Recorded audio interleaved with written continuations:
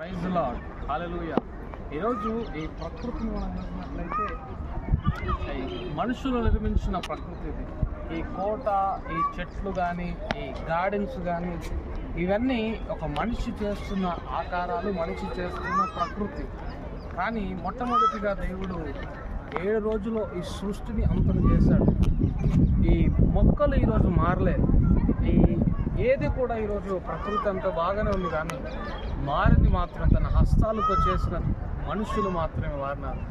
ఆ దేవుని బిడ్డలారా, ఒకే మాట మీకు పదే నేను చెప్తున్నాను. దయచేసి ఈరోజు అన్న మీ యొక్క ఆత్మలో ఎదగండి.